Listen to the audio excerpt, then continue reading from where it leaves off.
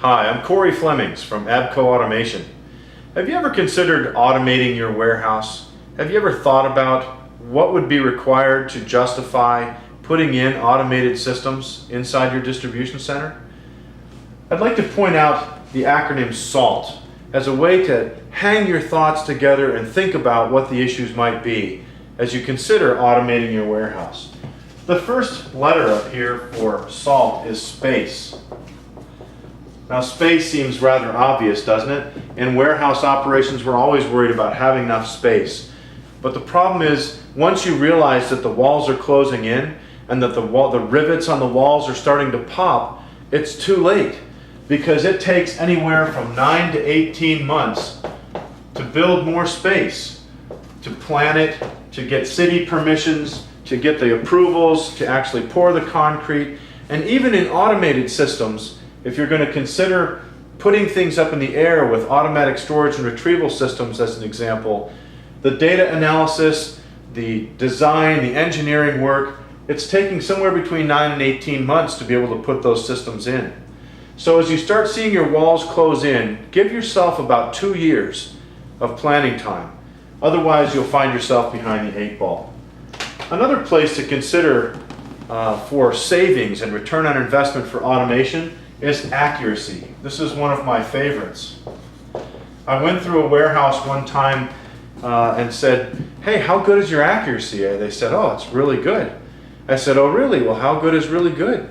They said, "It's at 98%. Well, not being the brightest bulb in the box, I realized that's only 2%, or 2% of their orders are going out incorrectly.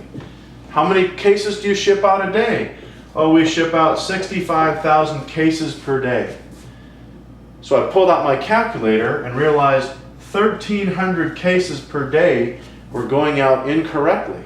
And at $40 a box, which is an industry average cost of return logistics to get the product, ship it back to the distribution center, check it out, restock that, you're talking $13 million a year if you work 250 days a year.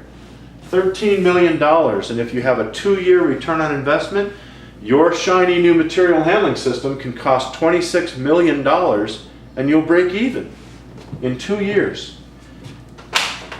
This is a great place to look, this accuracy for return on investment in a material handling system as you consider automation. Labor is the third one. Does your warehouse look like an ant farm? I was going through a warehouse in California, and there are people all over the place. It was like an Indianapolis 500 on the aisle with fork truck drivers going by. And the vice president of distribution pulled me aside and he said, "Before you get too involved in the details, I'm trying to figure out how I get something from the receiving dock into that pick face where that man over there is picking with as few people as I need to have." And that's where automation can come in. Automatic storage and retrieval systems, automatic resupply systems, AGVs, there are a lot of different kinds of automation you can use to get by with less labor. Additionally, as we move distribution centers further and further away from population centers, people are getting harder and harder to find. And if you find yourself in that position, automation might be the way to do that. For example, 50%, according to one grocery retailer, 50% of the people who apply for a warehouse job can pass a background check. 50%. And that's for the people who apply for the job. And in the Southeast, he said only 25% can pass a background check and a drug test. So people, if you're having trouble finding them, you might want to consider automation. And finally, the last bullet down here, the T stands for throughput. There are wonderful technologies that are coming out these days that can help improve your throughput. I'm talking to those who might say, "I just can't get things out fast enough. No matter how much I try or how many people I throw at my distribution operation, I can't get things through the distribution center fast enough." Well, a couple of ideas. Automation like A-frames.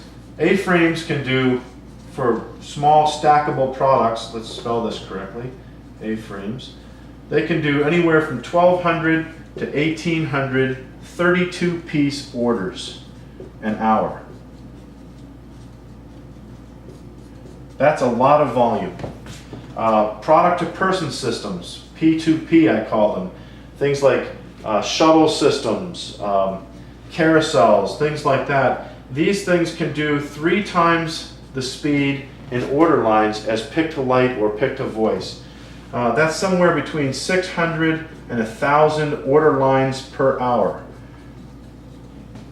So there are a lot of opportunities for you to consider automation in your throughput, and there's a lot of money available, especially in accuracy, to help justify the cost of some of these automated systems.